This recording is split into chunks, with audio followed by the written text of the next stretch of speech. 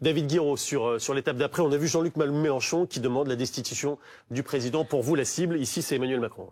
Déjà, c'est fabuleux, je veux dire, un gouvernement qui dure 12 heures. Alors c'est vrai que M. Lecornu nous avait promis des changements, des ruptures sur le fond et sur la forme. C'est ça la rupture. C'en est une, c'est-à-dire 12 heures pour un gouvernement, c'est quand même assez court, c'est 5 minutes douche comprise, quoi.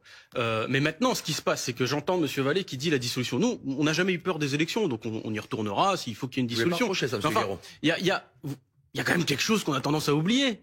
C'est qu'au sommet de l'État, il y a une tribu de sociopathes qui ont confisqué le pouvoir, et je vous rappelle que la dissolution a déjà eu lieu, qu'on l'a gagnée, d'accord ? Le Front Populaire l'a gagnée, ça ne veut pas dire qu'on avait une majorité absolue, mais on l'avait gagnée, on était premier. Qu'est-ce qui s'est passé ? Mais c'est pas un premier ministre ou une première ministre du nouveau Front Populaire qui a été nommé. C'est-à-dire qu'en fait, au sommet de l'État, il y a quelqu'un qui fait ce qu'il veut, qu'on n'a plus rien à faire.